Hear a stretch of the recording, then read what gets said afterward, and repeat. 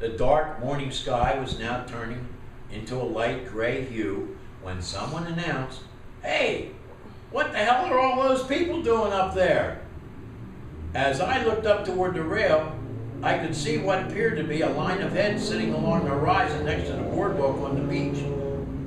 And it was between us and our clothing.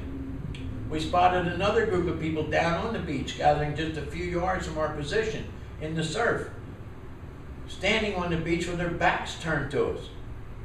We watched in curious passivity until it became obvious we were totally trapped and we could not emerge from the ocean naked, and it was getting lighter by the minute.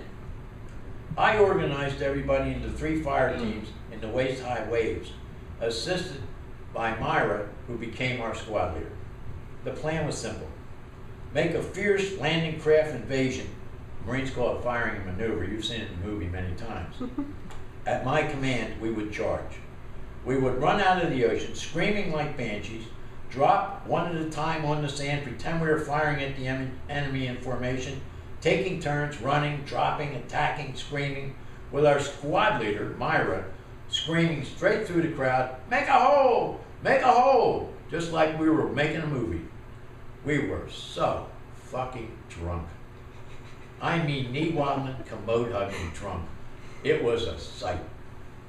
13 drunken Marines screaming obscenities like World War II Marines coming off a landing craft, waist-high in tropical water during the Pacific War. It was an exquisite military plan, and boy, were we drunk.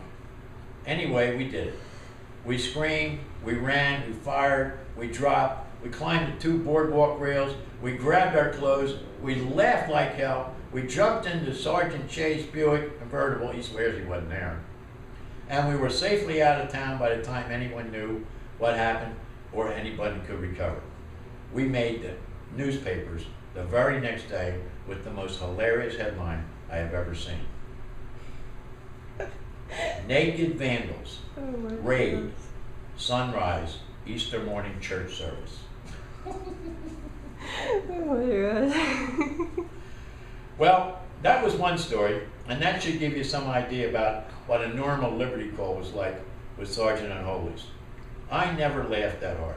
The story got told and retold all over the island for a long while, and none of us would ever admit who was there or if anyone was there. And the only ones who actually knew who was there was the original 13 Marines that pulled off the actual landing craft duty at the sunrise church service ceremony, and we swore secrecy forever. For months, this story made the rounds at PI and caused the longest, loudest laughter you ever heard. We couldn't admit it was us to anyone, and we would wink at each other and double over in laughter when others who weren't there claimed they were at the story. We used silence as our bonding mechanism. Silence. That's how we never got caught, and that total silence bonded us forever. But believe it or not, I can easily top that story. Wait till you hear about the hostess house. Every military installation in every military in America has a hostess house. It's a hotel-like place where your mother or your sister or your wife stays when they come to visit you at the base. It guarantees top security and comfortable digs for the Marines' family. Sacred is the word that comes to mind. Single guys never get to set foot in it under the pain of court-martial and severe discipline. That's what I mean by secure. Another weekend Liberty call for Sergeants Unholy was in a quaint old southern town of Savannah. We eventually met some part-time hookers in a local bar at night and became very friendly. Now, I know what you're thinking, and it wasn't like that. We really did not have a sexual relationship with these ladies. We were like security guards. They thought that the Tom and Jerry team were the very funniest guys they ever met, and they really loved us. We scared their clients to death and caused them to behave themselves and treat the girls politely in the bars, and we would actually watch their pocketbooks while they went out and did a trick and came back. 4 of them lived in an apartment together in a quaint old southern tree-lined residential street. They made the 2 of us and other friends as they came by feel very welcome in their apartment, and we of course invited all their friends. all our friends. It was the strangest social relationship, but it suited us just grand. We met there every Liberty Call after we met them. We had more fun than the Three Stooges.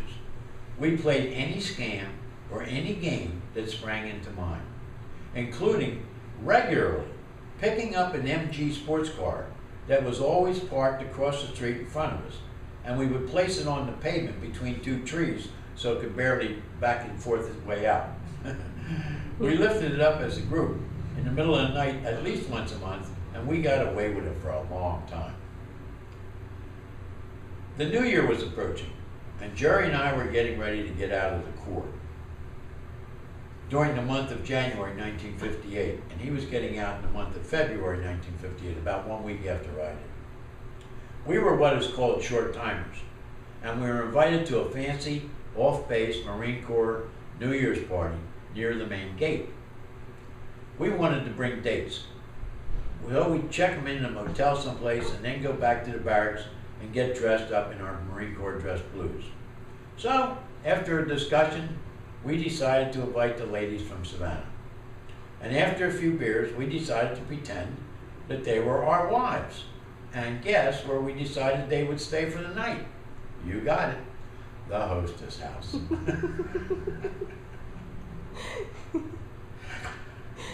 I may not get through this. The scam started spontaneously like every other scam we ever did. We needed 4 civilian-looking suitcases. We needed men and women type wedding rings. We needed this and we needed that, and the hunt was on. Everybody at Pagefield Barracks got into it. Marine DIs were peeking into their closets all over Pagefield, scrounging things up to make us look like husband-type Marines. Ooh, rah! The girls arrived by bus. We escorted them, and they unceremoniously took them right into the hostess house, bold as we could be, and registered them as our wives and got dressed for the party. Jerry and I had civilian clothes on at the time, and we had our own IDs, so we signed them in as our wives and escorted them up to our individual rooms. When the man who took the baggage went to pick up the 4 bags to follow us, he almost fell over backwards. They were empty. We forgot to put stuff in them. We did not anticipate, nor did we see, that this would happen. We stayed in the rooms about an hour playing friendly with the girls, and then we left together back to Pagefield to get our dress blues. We came back all spit polished and standing tall, picked them up, dressed for the party, and gave them the corsages, and jumped into Jerry's convertible, and off we went to the party. We were busted. The party was terrific. We drank a lot, we danced a lot, we listened to jazz. The girls were a hit with everyone. We had a late breakfast in town and pulled into the main gate just before dawn. The Marine MP saluted, then pointed to Jerry, pulled the car over. A criminal investigator, that we call CID in the Marine Corps, slid into the front seat with Jerry's girl and said with a big smile, "Hostess house, please." Smarty-ass Jerry quipped, "How did you know we were heading there?" Both of us giggling and laughing. When we got out of the car in front of the hostess house, we were summarily frog marched into the lobby by the CID. And every single staff member at the hostess house was sitting in the waiting room, waiting for them to tell their part of the gruesome story about those awful Marine imposters who broke the law of the hostess house. The bagman's story was the best. He broke me up so hard I couldn't stop laughing when he told about trying to pick up the bags and falling over on his back. The CID man was really pissed off, and he ordered the girls off the base immediately. Jerry and I, of course, were ordered to office hours, that's a trial, a preliminary trial, with the Provost Marshal's office at 0800 in the uniform of the day, and that was just a couple hours away. Uh-oh, we were getting frog marched right out of the Marine Corps for this act. So we had breakfast in the chow hall at Pagefield, and it was buzzing with excitement about the sentences and the punishments we were going to get. At 0800, we sat next to each other in the Provost Marshal's office, straight as pokers, eyes straight ahead. The captain, the duty officer, gruffly entered, and he sat behind his desk. We were snapped to attention when he entered the room. He read the charges, poker-faced. We both were truly scared out of our minds, but so hungover that every single thing he said hit our funny bone and we started giggling. When he finished the charges, I looked at the officer with a kind of a shoulder shrug and glanced at Jerry and kind of went like that with my head, and we both recognized him. And through my laughing eyes, I suddenly recognized him. And he looked up at me, he looked up at Jerry, and he recognized us. The officer looked both at us back and forth, smiled broadly, and exclaimed, "Oh, for God's sakes, it's you two assholes." He was the guy who owned the MG sports car down in Savannah that we kept screwing with every month. He was always in civvies when we saw him coming and going with his hooker, who was living just across the street, and we thought he was a civilian. All three of us smiled knowingly. Nobody said a word. He was and all of a sudden got very loud and a little bit chuckling, and he wanted everybody else in the office on the outside to hear what he said. "Sergeant Little, how long do you have in my Marine Corps?" I said even louder, "3 weeks, sir."